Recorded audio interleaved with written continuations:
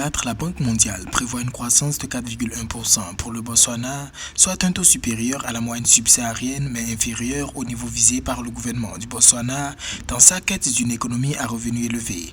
Une information contenue dans son dernier rapport sur les perspectives économiques mondiales. À 4,1%, la croissance projetée est supérieure à la moyenne de l'Afrique australe de 3,5% mais inférieure aux propres attentes du gouvernement selon lesquelles l'économie connaîtra une croissance de 4,4% cette année.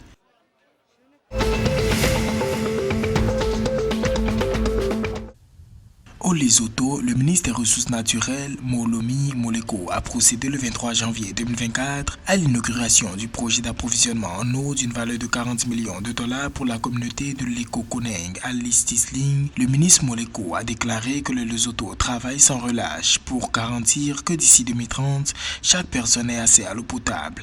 Les efforts visant à mettre en œuvre des projets d'approvisionnement en eau en milieu rural font partie des stratégies d'atténuation visant à résoudre la crise de l'eau au sein des communautés, ajoutant que de nombreux projets sont déjà en préparation.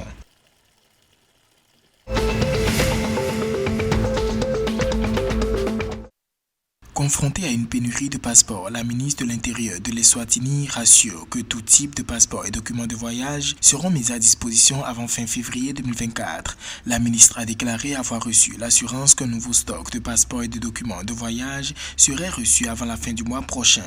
Elle a également informé que son ministère prévoit servir tous les citoyens ayant besoin d'un passeport avec efficacité et priorité absolue. Elle s'engageait à respecter les normes les plus élevées d'intégrité et de professionnalisme au sein du ministère.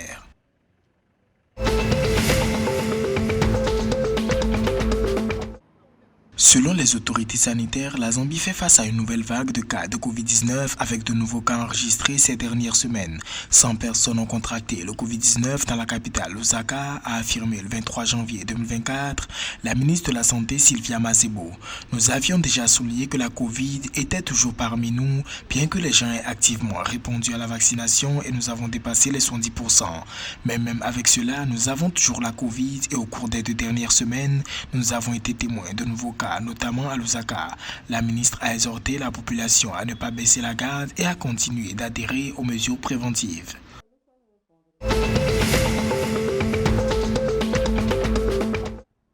L'athlète angolais Edvan Neto a remporté la médaille de bronze lors de la 2e édition du circuit de tennis de table, une compétition organisée à Pavilao de Figueira da Foz, dans la ville de Coimbra. Bien qu'ayant remporté la médaille de bronze, l'athlète a regretté de ne pas avoir réussi à remporter la médaille d'or, mais a assuré qu'il travaillerait pour la 3e édition de la course sur les terres de Camouès, prévue en avril 2024. L'international angolais a joué 7 matchs, dont 6 victoires et une défaite, qui lui a valu cette 3e place.